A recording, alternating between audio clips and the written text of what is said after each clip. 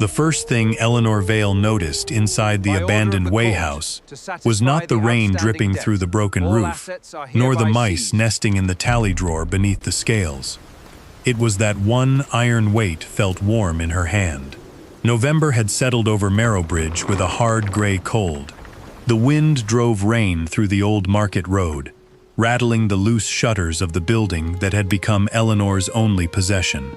That morning, the bank had taken her father's cottage. By afternoon, a clerk had pressed the deed to this ruin into her gloved hand.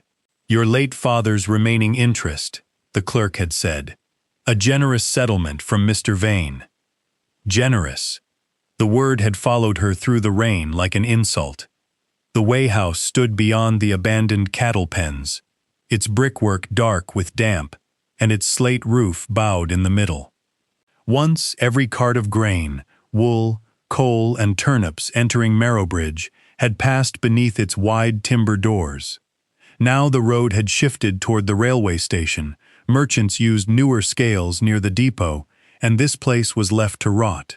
Eleanor set down her small traveling case beside the door. It contained 2 dresses, her father's account spectacles, a tin of tea, and 11 shillings wrapped in a handkerchief. Nothing else was hers. She crossed to the old weighing beam, running her fingers along the pitted iron. For 12 years, she had helped her father, Thomas Vale, keep the books for farmers who hired his carts.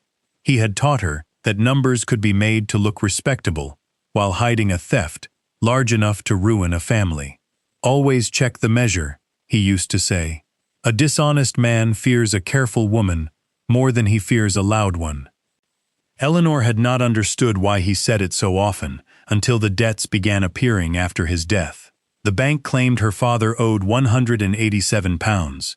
Eleanor had searched every notebook, every invoice, every receipt in the cottage. The figures never matched. Yet Alistair Vane, manager of Marrowbridge Bank, had produced stamped papers and 3 solemn witnesses. By noon, the cottage had been sold to a grain merchant. By 3, Eleanor had been given a building nobody wanted. She stepped onto the weighing platform. The beam groaned but did not collapse. On its far end sat 6 counterweights, each marked with faded numbers: 50 pounds, 25, 10, 5. The smallest weight should have been cold. Instead, it held a strange, faint warmth, as though it had been resting near a fire. Eleanor frowned and lifted it. The metal was heavier than its size suggested, but lighter than a proper 5-pound counterweight ought to be. She placed it on the cracked stone floor and tapped it with the brass key from her case. The sound was wrong. Not solid iron. Hollow. Her breath caught. The weight was sealed with a corroded cap, nearly invisible beneath the rust. She took a small penknife from her pocket and worked its blade around the edge. Twice it slipped. On the 3rd attempt, the cap shifted with a sharp, metallic click. Inside was a tightly rolled strip of oilcloth. Eleanor drew it out with trembling fingers. The writing beneath its waxed surface had faded, but she could still make out dates, wagon numbers, and columns of figures arranged in her father's neat hand. At the bottom was another signature, not Thomas Vale's, Alistair Vane. And beneath it, pressed into the damp oilcloth, was a sentence that made Eleanor forget the cold entirely. "The true measure is kept below the floor." By noon, nearly everyone in Marrowbridge knew that Eleanor Vale had lost her home. Benedict Shaw had made certain of it. The manager of Marrowbridge Bank stood on the steps of the Vale cottage while the auctioneer sold her father's furniture beneath a cold November sky. Farmers, merchants, and curious neighbors crowded along the lane as chairs, crockery, tools, and books were carried into the yard. Eleanor stood beside the gate in her black morning coat, refusing to give Shaw the tears he had come to witness. Before bidding began, he read the alleged debt aloud. £187, 6 shillings, and 8 pence. The sum was large enough to make several farmers murmur. It was also a lie. Thomas Vale had operated 2 hauling carts and kept meticulous accounts. Eleanor had managed those books since she was 14, recording every load, distance, payment, and repair. During his final illness, she had reviewed the business line by line. Her father had owed the bank less than £60. Shaw's papers claimed otherwise. They carried official stamps, 2 witness signatures, and calculations arranged so neatly that no one seemed troubled by the missing receipts Eleanor had repeatedly requested. "Perhaps your father's figures were no better than yours," Shaw said when she challenged him. A few men laughed, most looked away. The cottage sold to a grain merchant named Horace Bell for £210. After legal fees, penalties, and interest, Shaw declared that Eleanor would receive nothing. Then he produced a second deed. "There remains one property untouched by the mortgage," he announced. "The North Market Way House, transferred to Miss Vale by her father." That drew louder laughter. The building had been abandoned since merchants began using the railway scales 12 years earlier. It stood beside a road no cart traveled, with cracked brick walls, a sagging roof, and weeds growing through its loading yard. Shaw held out the deed as though presenting a prize at a village fair. "Your inheritance, Miss Vale." Eleanor took it without lowering her eyes. In a quieter voice, Shaw offered her 5 shillings to sign the property over to the bank. The amount would purchase several nights at an inn, and perhaps a railway ticket to York. "Why would the bank want a worthless ruin?" she asked. His smile tightened. "To remove an eyesore." That was the first thing he had said all day that sounded unrehearsed. Eleanor folded the deed and placed it inside her coat. "Then the eyesore remains mine." She left the auction carrying 1 valise, her father's brass testing weight, and 11 shillings wrapped in a handkerchief. The Way House stood half a mile beyond the market square. Its timber doors leaned inward, restrained by a rusted chain that broke when Eleanor twisted it. Inside, rain tapped through gaps in the slate roof. Dead leaves covered the weighing platform, and mice had made nests inside the empty tally compartments. Yet the great iron scale remained. Her father had taught her how to test such a mechanism. A public scale depended upon 3 honest things: an unaltered beam, verified counterweights, and a level platform. Corrupt any one of them, and a merchant could steal from every cart without touching a single sack. Eleanor wiped the beam with her sleeve. Near its central knife edge, the rust gave way to a strip of bright metal. Someone had filed the underside. The work was deliberate, shallow enough to escape casual inspection, but sufficient to change the balance. She examined the counterweights next. Their stamped markings identified them as Borough-certified measures, but the numerals had been struck at slightly different depths. One bore a crown mark that belonged to an earlier verification year than the date beneath it. Eleanor placed her father's brass 5-pound standard on one side of the scale, and the matching iron weight on the other. The beam should have remained level. Instead, the iron side sank. She repeated the test twice, then checked the platform with a small spirit level from her father's tool roll. The floor was uneven, but not enough to explain the difference. The marked 5-pound weight was nearly 6 ounces too heavy. For years, every farmer selling grain through this house might have surrendered more than the recorded amount. A few ounces multiplied across thousands of sacks could become hundreds of pounds. It could bankrupt a carrier, force a farm into debt, or place a cottage within reach of a patient banker. Eleanor knelt beside the platform. 4 bolts secured it to the stone floor, but one bolt was cleaner than the others. Its rust had recently been disturbed. From outside came the slow crunch of carriage wheels. A black bank carriage stopped in the abandoned yard. Benedict Shaw had followed her. The carriage door opened before the driver could climb down. Benedict Shaw stepped into the yard, lifting the hem of his dark wool coat above the mud. He carried no umbrella and no papers, which told Eleanor that the visit had not been planned. His gaze passed over her valise, the open tool roll, and the 2 weights resting on the scale. It stopped briefly on the clean bolt beside her knee. Part 2 of 10. Eleanor slipped her father's brass standard into her coat and lowered her skirt over the disturbed bolt as the carriage door opened. Benedict Shaw crossed the yard without an umbrella. Rain darkened the shoulders of his expensive wool coat, yet his polished boots avoided the deepest ruts, as though he had walked this ground many times before. "I feared you might misunderstand the deed," he said from the entrance. "You explained it plainly. The bank considers this place worthless. The borough considers it dangerous." His gaze moved past Eleanor to the weighing platform. It rested briefly on the counterweights, before returning to her face. "The eastern wall is unsound," he continued. "The roof may not survive winter.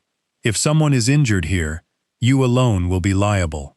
Then it is fortunate that nobody visits." Shaw stepped inside. "You cannot live in a weigh house. The deed contains no such restriction." She had read it twice while walking from the cottage. The building, loading yard, and narrow strip of land extending to the drainage ditch belonged to her without mortgage. However useless the property appeared, Thomas Vale had protected it from the bank. Shaw drew a folded document from his pocket. "Outstanding borough rates," he said. £1 and 14 shillings. Payable within 30 days. Eleanor took the notice. The charge appeared legitimate, though its sudden delivery was not. After the auction, she possessed only 11 shillings. Even if she spent nothing on food or repairs, she could not meet the demand. Shaw watched her calculate. "My offer of 5 shillings remains open. You followed me through the rain to purchase something worthless?" To prevent further embarrassment, his attention shifted toward the platform again. "Have you moved anything?" "Only dead leaves." "What about the weights?" The question came too quickly. Eleanor allowed herself to glance at them. "Should I?" For one instant, alarm broke through his composure. Then he smiled. "They are rusted iron, Miss Vale. You might injure your hands." "My father taught me to handle weights." "Yes, your father involved himself in many matters that did not concern him." The words struck harder than his mockery at the auction. Eleanor remembered Thomas returning late on winter evenings, his cuffs stained with axle grease and grain dust.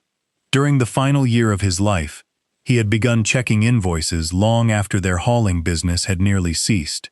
Whenever she entered the room, he closed the oldest account book and told her not to worry. She had mistaken secrecy for shame. Perhaps he had been trying to protect her. Shaw removed a fountain pen from his pocket and placed it upon the dusty tally desk.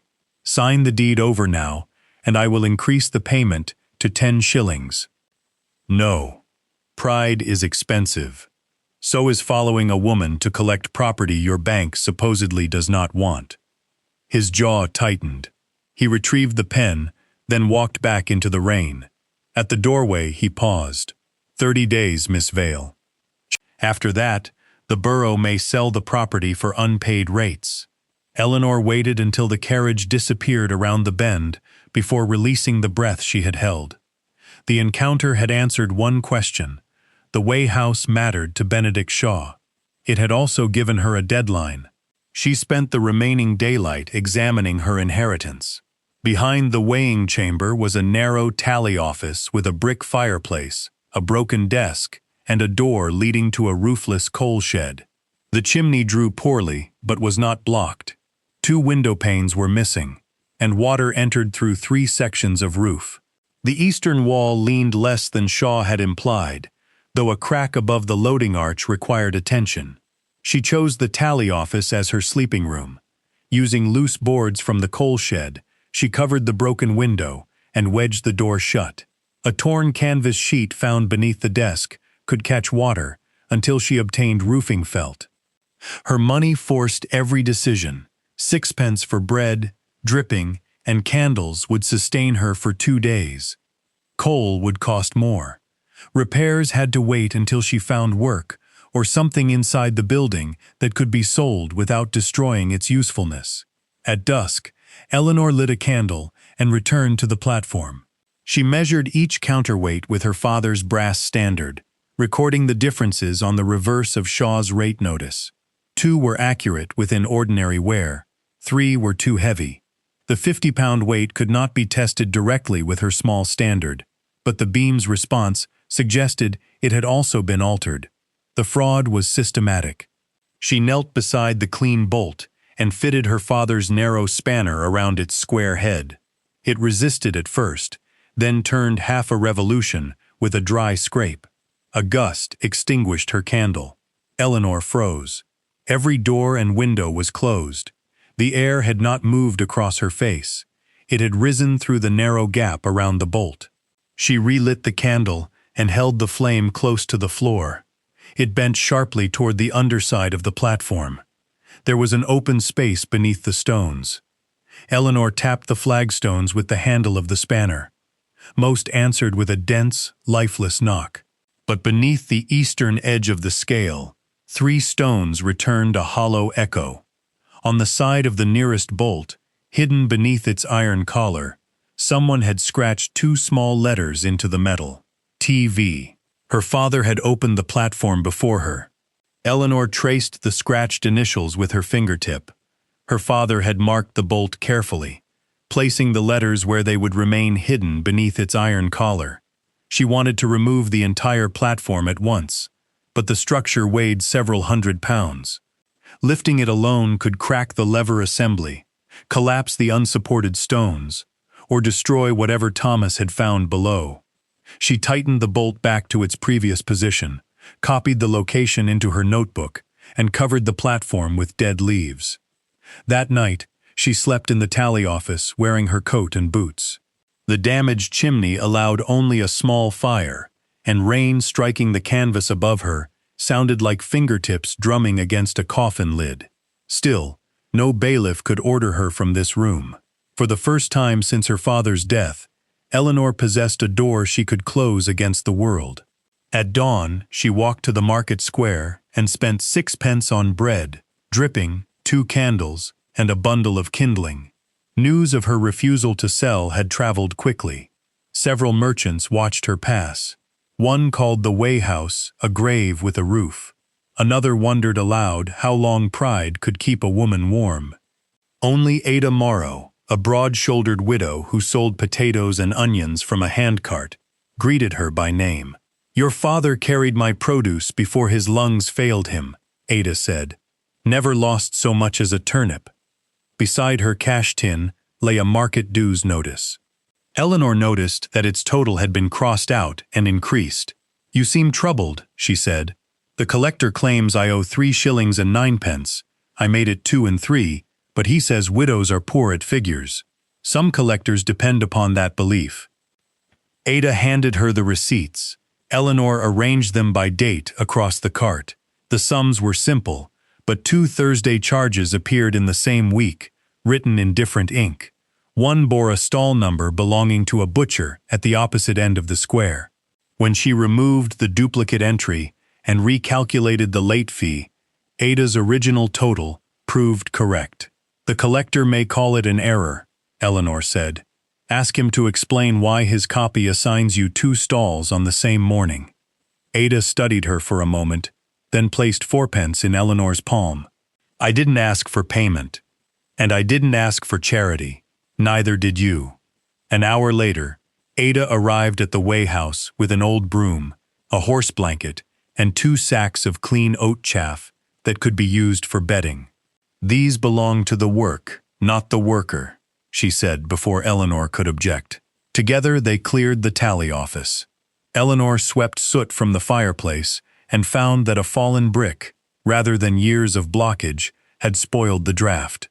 She removed it with a cold chisel, sealed the worst gap around the window with sacking, and stuffed chaff into the torn canvas to make a narrow mattress. The room remained poor, but by midday it was dry enough to protect paper and warm enough to sleep without boots. Ada paused beside the great scale before leaving. "Can it still weigh?" "It can move. That is not the same as telling the truth." Eleanor showed her the filed beam and compared the genuine brass standard with the altered 5-pound weight. Ada watched the iron side descend. "How much difference?" "Nearly 6 ounces here." Across a full wagon, the error would multiply through the lever ratio. To whose advantage? The buyer's, if he controlled the weights. Ada's expression changed. Horace Bell controlled them during the last years this place operated. He bought grain for the northern mills.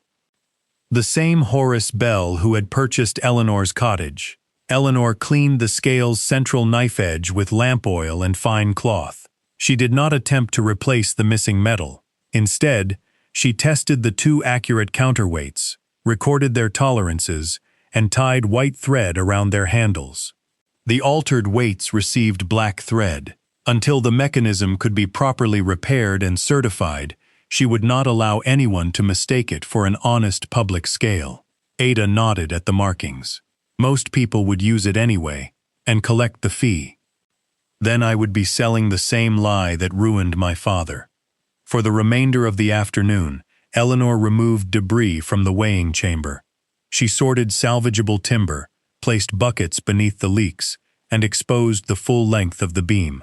Beneath years of grime, two small screw holes appeared along its underside. Between them remained the rectangular outline of a missing metal plate. It had not fallen away. The screws had been deliberately extracted, leaving sharp tool marks inside the slots. Eleanor measured the outline and copied it into her notebook. As she cleaned around it, faint engraved words emerged from the iron. Correction Table B. Refer to Master Standard. Ada leaned closer. What does that mean? That this beam was designed to be checked against a separate standard. The filed metal may not be the beginning of the fraud. Someone removed the device meant to reveal it. Would such a standard still exist? Eleanor looked toward the platform and the initials hidden beneath its eastern bolt. My father believed it did. Ada became silent. Then she said, 3 weeks before he died, Thomas came to my stall. He asked who had kept the final weighing tickets from the old market. Eleanor turned sharply. What did you tell him? That the bank collected them when the weighhouse closed. Outside, a boy in a bank uniform stood at the broken gate, watching them. When Eleanor stepped toward him, he ran. The boy had vanished into the market road before Eleanor reached the gate, but he left a trail of wet boot prints across the mud. They passed the shuttered cattle pens, crossed the lane, and disappeared among the stalls. Ada watched from the weighing chamber. That was Robbie Kent. Does he work for the bank? He runs messages for anyone with a penny. His mother takes washing at the bank manager's house. Eleanor looked down the empty road. Then he was sent to watch me. Likely. The thought should have frightened her. Instead, it settled into place beside everything else she had learned. Shaw wanted the weighhouse. Shaw wanted to know whether she had touched the weights. And Shaw had sent a child to observe a building he called dangerous and worthless. Eleanor returned to the scale beam. The missing correction plate was not proof by itself, but it established intent. No honest operator removed the device designed to identify an altered beam. For the next 2 days, she worked before dawn and after dark. She sold no part of the building. Every loose board had a possible use. Every rusted hinge, nail, and length of chain went into separate piles. Ada brought a carpenter's claw hammer and showed Eleanor which slates along the western roof could be lifted without damaging the sound ones. Together they moved enough intact slates from the collapsed coal shed to patch the worst leaks above the tally office. It was not a repair that would survive many winters. It was merely a defense against the next rain. On the third morning, Ada arrived carrying a folded note. From Mrs. Weller at the bakery, she said. Her son says the flour merchant has cheated her again. Eleanor read the note. Margaret Weller bought flour by the hundredweight from Horace Bell's warehouse. The most recent invoice claimed £200 more than the delivery ticket Mrs. Weller had copied into her household book. Does she still have the ticket? She keeps everything. Her husband called it a bad habit. It may be a useful one. At the bakery, Eleanor found Mrs. Weller, red-eyed with anger, and flour on both sleeves. The widow spread her papers across a wooden table, while loaves browned in the ovens behind her. The merchant's invoice listed 48 sacks, each at 200 weight. The delivery slip listed the same number of sacks but a different net weight. Eleanor asked to see the empty sacks piled in the yard. Each bore a faded red stamp from Bell's warehouse, market scale certified. She compared the handwritten measurements to the old weighhouse calculations in her notebook. The pattern was familiar. The recorded gross weight had been raised, while the stated sack weight remained unchanged. The buyer had not simply charged Mrs. Weller for flour she had not received. Someone had arranged for the weighing record to make the shortage appear legal. "It may be an error," Mrs. Weller said, though her face suggested she no longer believed it. "Then the error has a method." Eleanor added the figures. At the rate Bell charged, Mrs. Weller had overpaid by £1, 2 shillings and 4pence. That was more than Eleanor possessed in the world. Mrs. Weller marched to the warehouse before noon, with Eleanor beside her. Horace Bell received them among stacked flour barrels, wearing a brown waistcoat stained with grain dust. He was a large man, with soft hands, and a voice that became quieter when challenged. He examined the invoice, then looked at Eleanor. "Miss Vale, I heard you had taken up residence in the old weighhouse." "I have. A regrettable place for a woman. The figures are regrettable too." Bell's eyes moved across the calculations. He did not dispute them. Instead, he called for his clerk, produced a £1 note and 2 shillings in silver, and paid Mrs. Weller immediately. "No charge for the inconvenience," he said. Mrs. Weller left relieved, but Eleanor remained still. "You corrected the sum too quickly," she told Bell. "I run a warehouse, Miss Vale. I understand sums." "Then you understand that the market scale certification on these sacks is obsolete." His pleasant expression thinned. "The old weighhouse has been closed for years, yet its mark remains useful when a buyer wants a paper trail." Bell leaned closer. "Your father had a better sense of self-preservation." The warehouse seemed to grow quieter around them. Eleanor met his gaze.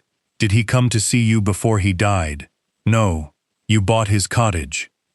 "Through a lawful auction. You also controlled the scales when the weighhouse closed." Bell gave a short laugh. "I leased the borough's facilities. The bank held the accounts. If you mean to accuse anyone, I suggest you learn the difference between suspicion and proof." He was right, and she hated him for it. When Eleanor returned to the weighhouse, she found someone had placed a folded borough notice under the door. A surveyor would inspect the eastern wall in 5 days. If the building were declared unsafe, the borough could order its demolition and recover the cost from its owner. Shaw had not waited for the 30 days. She carried the notice to the platform and stood beneath the exposed beam. 5 days were not enough to repair the wall, pay the rates, and prove a fraud that had been hidden for years. Then she noticed something she had missed before. The 2 screw holes beneath the beam were spaced exactly the same distance apart as the narrow brass standard her father had left her. Eleanor held the small weight beneath the empty outline. It did not fit the shape, but when she turned it upside down, the base revealed a thin seam she had never seen.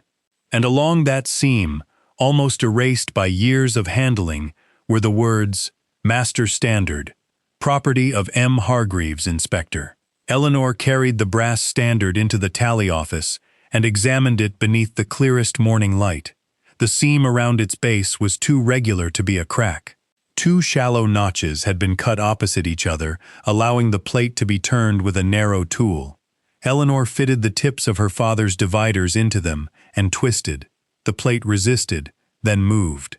Inside the adjustment cavity lay a strip of copper foil rolled around a steel pin. Removing it rendered the weight temporarily inaccurate, but Eleanor could restore both pieces afterward. She unrolled the copper carefully. 3 instructions had been engraved upon it. Release eastern bolt. Insert pin beneath collar. Turn beam north. Below them appeared the same name stamped into the weight. Matthew Hargreaves, County Inspector of Weights and Measures. Ada arrived shortly afterward with Eli Weller, Mrs. Weller's 20-year-old nephew. He repaired carts at a wheelwright's yard and had brought 2 timber jacks, rope, and wooden blocks. "My aunt says you saved her more than a week's earnings," he told Eleanor. "She says an hour of mine is cheaper." Eleanor showed them the scratched initials beneath the eastern bolt, but kept the copper strip inside her pocket. The fewer people who knew how the platform opened, the safer its contents might remain. They worked slowly. Eli loosened the remaining bolts, while Eleanor marked the position of every washer and coupling. When he attempted to place a jack beneath the platform's southern edge, she stopped him. "That side carries the main lever," she said. "Raise it there and we may bend the arm." Eli studied the mechanism, then nodded. "Your father taught you properly. He taught me to distrust any machine I had not measured." They placed both jacks beneath the reinforced sides. At Eleanor's signal, Eli and Ada turned the handles evenly. The platform rose less than 4 inches before an iron catch struck something beneath it. Eleanor inserted Hargreaves's steel pin under the eastern bolt collar. A hidden latch withdrew with a heavy click. The platform lifted. Beneath it was not an ordinary maintenance hollow, but a brick-lined inspection chamber nearly 5 feet long. A narrow iron ladder descended into darkness. Dry air rose from below, carrying the smell of machine oil and old timber. Eleanor lowered a candle first. The flame remained steady. She climbed down. The chamber's arched brick ceiling supported the weighing mechanism above. Along one wall ran a second system of levers, smaller and more precise than the public beam. A copper pointer rested against a scale, engraved in fractions of an ounce. It was a concealed testing apparatus, built to compare the platform's reading against an independent measure. If it still worked, it could demonstrate exactly how much every altered weight had stolen. On a shelf stood a long zinc document case, sealed with hardened wax. The impression bore the county verification emblem and the initials M.H. Eleanor, passed it up to Ada before climbing out. The wax broke under her penknife. Inside were folded inspection sheets, protected by oiled silk. Damp had stained their edges, but the writing remained legible. The earliest report dated from September 1878. It described the installation of a secondary comparison mechanism devised by Matthew Hargreaves for the protection of small agricultural sellers. The apparatus automatically recorded any difference between the public beam and the county standard. Later reports listed discrepancies by date. For the first 3 years, the errors were minor and corrected during routine maintenance. Then, in March 1882, the pattern changed. The public scale began favoring grain buyers. 2 months later, Inspector Hargreaves ordered the weighhouse closed. A signed receipt showed that his notice had been delivered to Marrowbridge Bank, which then acted as treasurer for the borough market. The receiving clerk's signature was young but unmistakable: Benedict Shaw. Yet the following report recorded another 6 years of commercial weighing. Horace Bell's Grain Company appeared on nearly every monthly summary. Ada stared at the dates. They kept using the scales after they were condemned. "These sheets suggest it," Eleanor said. "They do not prove who altered the weights or who profited from each transaction." The final inspection report was missing its last 2 pages. Someone had torn them away without disturbing the earlier documents. At the bottom of the case lay a narrow envelope addressed to Thomas Vale. The seal had already been opened, and Eleanor recognized her father's thumbprint in the old wax. Inside was a single sheet covered with calculations in his hand. He had compared hauling records, farmers' receipts, and bank debts across 14 years. Besides several names, he had written amounts, small individually, devastating together. Eleanor found Ada Morrow's late husband among them. She also found Thomas Vale. According to his calculation, the dishonest scales had cost him £39, yet the bank had added more than £120 to his alleged liability. At the foot of the sheet, Thomas had written one unfinished sentence: "The scale stole the grain, but Shaw's second measure stole the farms." The proof is recorded wherever the missing ounces were. The remainder of the page had been cut away. Above them, the great beam moved. Someone was walking across the weighing platform. The platform had been lowered onto oak blocks while they examined the papers, but its eastern edge remained unsupported. Each footstep above pressed the old mechanism deeper into the chamber ceiling. Eli extinguished the lamp. Eleanor folded her father's calculation sheet and slipped it inside her bodice. Ada held the zinc case against her chest. A boy's voice came through the gap. "There's something underneath, Mr. Rusk." "Robbie Kent," a second voice answered. "Then fetch it before she returns." Eleanor recognized Edwin Rusk, the bank's assistant cashier. He had stood beside Benedict Shaw during the auction and recorded every item taken from her home. Eli climbed the ladder first. Eleanor followed close behind. Robbie stood upon the platform, peering into the opening. Rusk waited near the entrance in a rain cape, carrying a leather document bag. "You are trespassing," Eleanor said. Robbie jumped. Rusk did not. "I was sent to determine whether Miss Vale had interfered with borough property. The deed includes the scale and everything fixed within this building. Old county records do not pass with a private conveyance. You could not know records were here unless someone knew about the chamber." Rusk's eyes shifted toward Ada as she emerged carrying the case. That single glance answered Eleanor. Rusk moved quickly. He seized one handle of the case while Ada held the other. Eli stepped between them, but Robbie, frightened by the struggle, backed toward the unsupported edge of the platform. Wood cracked beneath his heel. The eastern block split. One side of the platform dropped several inches, trapping Robbie's boot between the iron frame and the stone curb. The main beam swung violently overhead. A 50-pound counterweight slid along its rail, gathering speed toward the boy. Eleanor could reach either the case or the release pin, not both. She let go of the papers in her hand and threw herself beside the platform. The copper instructions had explained the hidden latch. She drove Hargreaves's steel pin beneath the eastern collar, turned the bolt, and pulled. The secondary lever disengaged. Eli caught the descending beam with his shoulder, while Eleanor dragged Robbie's leg free. The counterweight struck the end stop hard enough to shake rust from the rafters, but it missed the boy's head. Behind them, Ada cried out. Rusk had torn the zinc case from her hands. He ran through the loading doors and climbed into a waiting gig. Eli started after him, but Eleanor stopped him. Robbie lay curled on the floor, clutching his ankle, his face drained of color. "Let him go," she said. "The boy needs a doctor." Rusk escaped with Hargreaves's original inspection reports, Shaw's signed receipt, and years of recorded discrepancies. What remained was Eleanor's notebook, the copper strip, the brass standard, her father's unfinished calculations, and 3 witnesses who had seen the documents before they were stolen. It might establish a pattern. It would not carry the authority of a county seal in court. Dr. Peter Rowland charged 2 shillings and 6pence to examine Robbie. The ankle was badly sprained but not broken. Eleanor paid from the small sum she had earned, correcting accounts in the market, though the expense left her farther from settling the rates. Robbie's mother arrived near sunset, still wearing her laundry apron. Agnes Kent looked first at her son and then at Eleanor, with terrified, exhausted eyes. "Mr. Rusk said Robbie stole from the bank," she whispered. "He did not." Robbie began to cry.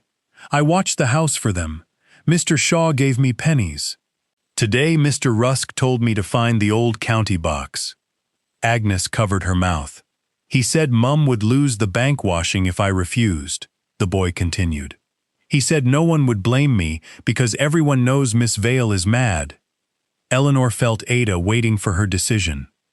Robbie had trespassed and helped Rusk enter, but presenting him to the constable would place a frightened child against the wealthiest institution in Marrowbridge. Shaw would deny everything. Agnes would lose her work, and Robbie would carry the punishment meant for the men who had used him. "You will not be charged," Eleanor said, "but you must tell the same truth if a magistrate asks."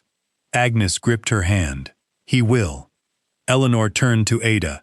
We need written statements tonight. Yours, Eli's, and Mrs. Kent's. Separate accounts, before anyone can claim we agreed upon a story. They worked in the tally office while Robbie rested beside the fire. Eleanor recorded each statement without leading the witness, read it aloud, and had every person sign or make a mark. She then prepared a notice describing the stolen county records and sent Eli to deliver copies to the parish clerk and the police station. Near midnight, Robbie called her to his mattress. "There is something else," he whispered. "Mr. Rusk said the box had to be gone before Mr. Shaw brought the surveyor." "The inspection is tomorrow afternoon." Robbie shook his head. "Mr. Shaw changed it. They are coming at sunrise. He said once the east wall is condemned, Mr. Bell's men can pull it down before anyone looks beneath the scale again." A heavy blow sounded outside. Then another. Someone had driven the first demolition stake into Eleanor's yard. Eleanor opened the loading doors and found two of Horace Bell's laborers driving painted stakes along the edge of her yard. One carried a burrow lantern. Neither carried an order bearing a magistrate's signature. "Stop," Eleanor said. The older man rested his mallet against his shoulder, marking the safety boundary for the surveyor. "At midnight? Mr. Bell wants the road clear by morning." Eli copied both men's names from the badges sewn onto their coats. Ada then carried the brass standard, the copper instructions, Thomas's calculations, and the signed witness statements to her own cottage. If the Way house were searched again, Shaw would find nothing that mattered. Eleanor remained inside. Shortly before dawn, she heard stone scraping against stone near the eastern wall. By the time she reached the yard, the laborers were walking away. At the base of the cracked wall, 2 foundation blocks had shifted several inches outward. Fresh white scars marked their edges. Someone had loosened them. At sunrise, borough surveyor Hugh Merritt arrived with Benedict Shaw, Horace Bell, a constable, and 6 demolition workers. Merritt was a thin, unsmiling man whose boots were already powdered with mortar dust before he entered the building. Eleanor showed him the moved foundation stones. "These were secure yesterday. Can anyone confirm that?" Merritt asked. "Eli Weller and Ada Morrow." Bell looked offended. "A vegetable seller and a wheelwright's apprentice. A witness does not become blind because she sells onions," Eleanor said. Merritt silenced them and began his inspection. He tested the wall with a plumb line, examined the roof supports, and measured the widening crack above the loading arch. When Eleanor showed him the underground chamber, Shaw objected that she had illegally interfered with borough machinery. "The deed includes all fixtures," Eleanor said. "The deed is under review," Shaw replied. Merritt descended into the chamber. The hidden comparison mechanism impressed him, but the missing county reports left Eleanor with only her copied dates and the testimony of 3 townspeople. "I cannot certify an apparatus from a notebook," he said. "I am not asking you to certify it. I am asking you to prevent its destruction." Before he could answer, a deep grinding sound passed through the eastern wall. Mortar spilled from the crack. Merritt shouted for everyone to leave. They had barely crossed the loading doors when the loosened foundation shifted. The eastern wall folded outward in a roar of bricks and timber. Part of the roof followed, crushing the tally office where Eleanor had slept. Her patched window, chaff mattress, desk, and remaining clothing vanished beneath slate and plaster. Inside the weighing chamber, the iron beam struck its support and twisted sideways. One counterweight smashed through the platform. Below it, Hargreaves's copper pointer bent against its engraved scale.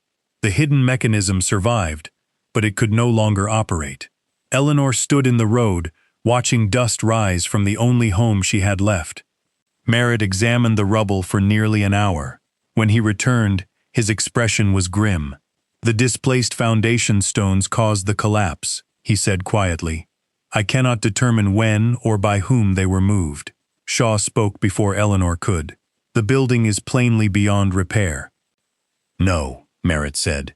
"The western chamber remains stable. Proper shoring could preserve it, but the work must begin within 48 hours. Until then, Nobody may occupy the structure. He signed a closure notice and fixed it to the gate. The estimate from Eli's employer came to £4.10 for timber, braces, and 2 days of labor. Eleanor possessed 7 shillings and 8 pence. Worse, the wheelwright withdrew his offer of credit after speaking privately with Shaw. By noon, another notice appeared beside Merritt's. If Eleanor failed to shore the property within 48 hours, the borough would arrange the work or demolition and recover the cost through a forced sale. Shaw waited until the others had left. "Sign the deed over to the bank," he said.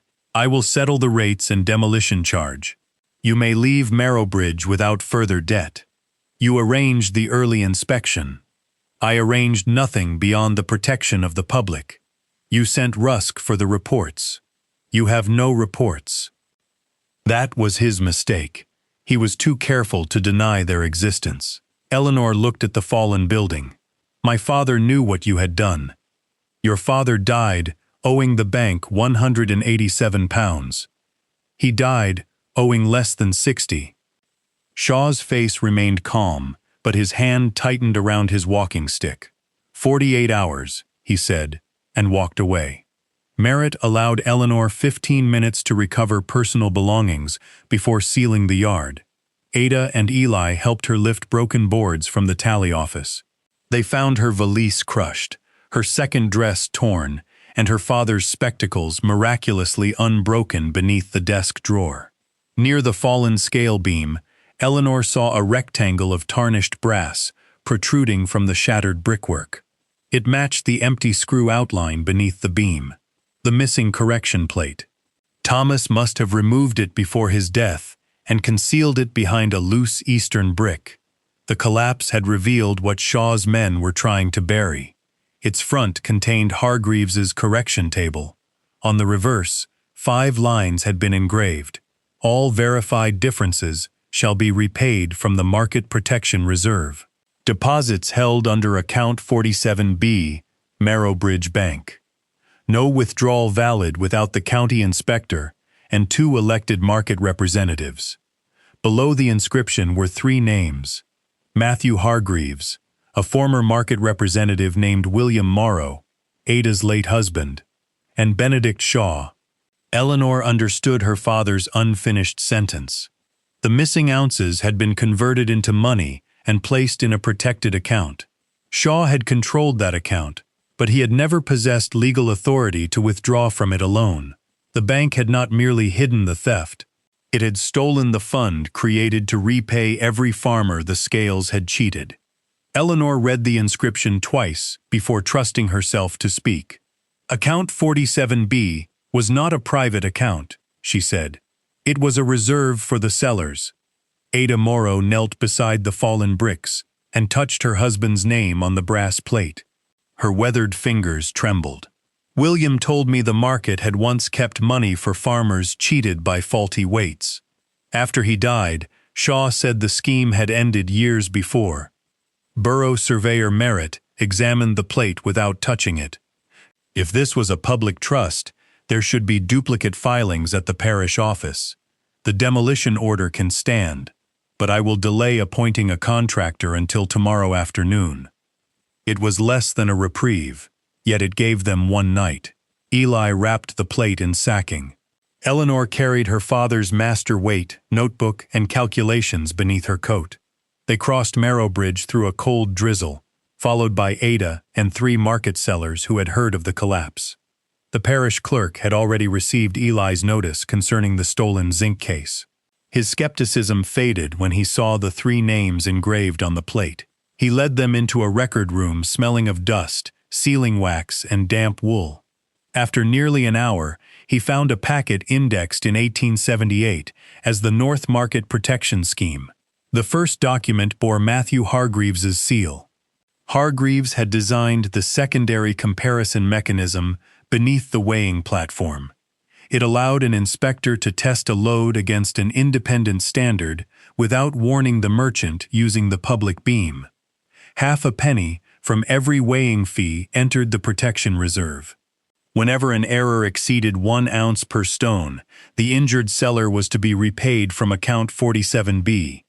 The buyer would then be charged for the discrepancy. It was not merely a scale, Eleanor murmured. It was a safeguard.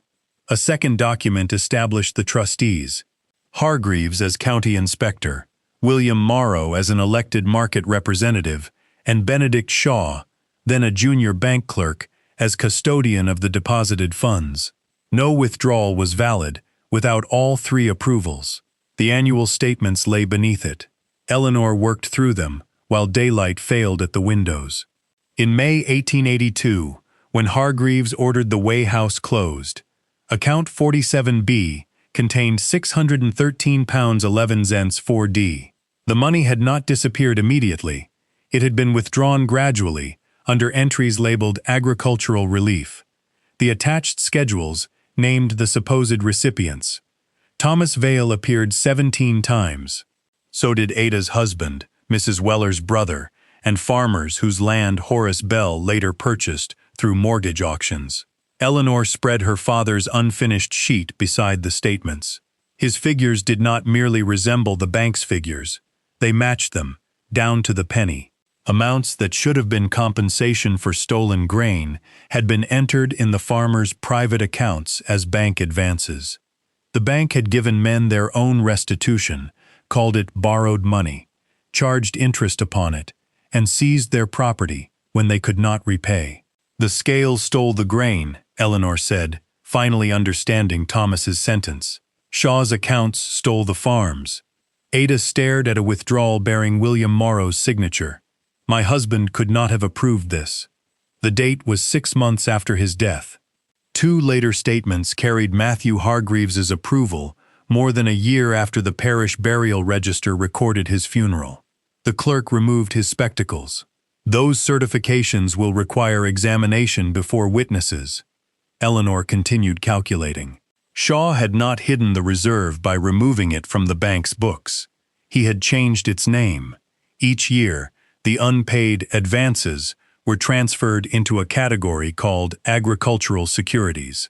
Foreclosed cottages, fields, and farm leases had replaced the missing cash. By the latest filed return, those securities were valued at £1,927 8 seques 3d. Her father's cottage was among them. So was the debt Shaw claimed Thomas owed for the scale. The original cost had been £39. The remaining £148 6s 8d consisted of false advances, accumulated interest, and legal charges created from compensation Thomas should have received. Eleanor pressed both hands against the table. For weeks, she had believed her father had died defeated, leaving her a ruin because it was all he possessed. The final document proved otherwise. After Hargreaves ordered the closure, the market representatives had nominated Thomas as provisional keeper of the comparison standard. Shaw blocked the appointment.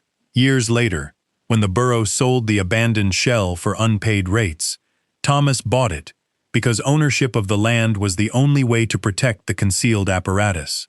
He had not preserved a worthless building. He had preserved the one instrument capable of proving how the fraud began. A handwritten note beside Thomas's nomination stated that any future keeper must understand both mechanical weighing and commercial accounts. That was why he had taught Eleanor to test a beam, read hauling tickets, and follow a penny through 14 years of ledgers. He had been preparing her without burdening her with a danger he could not yet defeat. Surveyor Merritt arrived shortly after 8. After reading the trust deed, burial entries, and certified statements, he signed a temporary suspension of demolition. The Way House would remain closed, but untouched, until a special market hearing could examine whether it contained protected public property. The parish clerk prepared formal notices for Horace Bell and Benedict Shaw. Shaw was ordered to produce the surviving books of account 47B at the market hall by noon the following day. Eleanor looked at the rusted masterweight resting beside the forged accounts. For the first time, she understood what Shaw feared. The old scale could measure far more than grain. Tomorrow, before the entire town, it would measure the truth of his reputation. By 11 the next morning, the market hall was crowded beyond its benches. Farmers stood along the walls with caps in their hands. Widows from the lower streets filled the rear gallery. Merchants occupied the front rows, their expressions guarded. Benedict Shaw entered beside Horace Bell and a solicitor carrying a black leather case. Shaw looked immaculate, as though the hearing were another bank meeting arranged for his convenience. Eleanor sat at a plain table with Ada, Eli, and Surveyor Merritt. Before her lay the brass correction plate, her father's master standard, 3 altered weights, the parish records, and Thomas's calculations. Shaw placed one ledger before the market committee. Account 47B was lawfully closed, he declared. Miss Vale has mistaken a discontinued commercial arrangement for a public trust. Her father made similar accusations after his business failed. Several heads turned toward Eleanor. The old shame rose instinctively, but she did not answer it with anger. "Then your ledger should settle the matter," she said. The committee chairman allowed her to examine the book. Shaw had produced a volume beginning in June 1882, 1 month after Hargreaves ordered the Way House closed. 2 leaves had been cut near the binding. Shaw watched Eleanor notice them. "Damaged pages," he said. "An unfortunate problem in records of this age." Eleanor turned to the first surviving page. Its opening balance was £613, 11s 4d, the exact amount recorded in the final parish statement. The entry beside it read, "Transferred from Market Protection Reserve to Agricultural Advances." "You said the account was closed," Eleanor said. It was. But the money was not returned to its contributors. It was renamed. A murmur passed through the hall. Shaw replied that the trustees had authorized the transfer. His solicitor presented certified copies bearing the signatures of Matthew Hargreaves, William Morrow, and Shaw himself. The parish clerk rose with the burial register. Hargreaves's approval was dated 14 months after his death. William Morrow's appeared 6 months after his. Ada unfolded 2 letters her husband had written during their marriage. The signature on each ended with a sharp upward stroke. On Shaw's certifications, the final letters curled downward in identical fashion to Hargreaves's supposed signature. One hand had written all 3 names. Shaw's composure tightened but did not break. "At most," he said, "this concerns an administrative irregularity. It does not prove that any farmer was cheated." Eleanor nodded to Eli. Under Merritt's supervision, he had erected a small oak testing frame in the center of the hall. Suspended from it was the comparison arm removed from the protected western section of the Way House. Rust darkened its surface, but its pivots had been cleaned and its balance tested that morning. Eleanor placed her father's brass master standard on one side. On the other, she placed the public weight stamped 5 pounds. The public weight descended at once. She added verified ounce pieces beside the master standard until the arm leveled. 1 ounce, 2, 3. The hall became silent. At 5 ounces, the arm still leaned. At almost 6, the pointer finally settled over the central mark. For every 5 pounds recorded, Eleanor explained, a seller surrendered nearly 6 additional ounces. Across a hundredweight, the loss exceeded 8 pounds. The altered weights consistently favored the buyer. Horace Bell rose abruptly. "Those weights could have been filed or loaded by anyone after the house closed." "The 5-pound weight bears fresh tool marks," Shaw added. "It proves nothing about conditions 12 years ago." Eleanor looked at him. She had not mentioned filing. Only Thomas's private notes and Hargreaves's stolen reports described the beam as filed. The visible weights had been loaded through their bases, not filed at all. "How did you know the beam had been filed, Mr. Shaw?" For the first time, his face lost its practiced calm. His solicitor reached for his sleeve, but Shaw pulled away. "I inspected it during the closure. Hargreaves's report states that you signed only for the sealed notice at the bank. It does not record you entering the Way House." "The report is missing," Shaw snapped. Robbie Kent's small voice came from the rear of the hall. "Because Mr. Rusk took it." Agnes Kent brought her son forward. Robbie described the zinc case, the order to recover the old county box, his fall while carrying messages for the bank, and Rusk's warning that his mother would lose her work if he spoke. Dr. Rowland confirmed treating the boy's injured ankle. Ada and Eli confirmed seeing Rusk flee with the case. Surveyor Merritt then submitted his findings from the collapsed wall. Foundation stones had been deliberately displaced before the failure. The committee could not yet name the person responsible, but the damage was no accident. Shaw attempted to leave. 2 constables waiting near the doors stepped into his path. The committee ordered the bank ledger, withdrawal certificates, and agricultural securities placed under official seal, pending examination by the county magistrates. Shaw was suspended from managing trust or depositor funds. Bell's disputed property purchases were barred from further transfer until their connection to account 47B could be determined. Then the chairman turned to the Way House. Its demolition order was withdrawn. Because the comparison apparatus remained protected trust property, the borough would supply emergency timber and masons to stabilize the remaining walls. Full restoration would require a separate plan, but Eleanor would not lose the building while the inquiry continued. As the crowd moved into the gray afternoon, farmers began approaching her with folded weighing tickets, loan notices, and auction receipts saved in drawers for years. Eleanor placed the first bundle beneath her father's master standard. The ruined Way House had survived long enough to speak. Now an entire town had brought it the evidence to finish what Thomas Vale had begun. The inquiry lasted through the winter.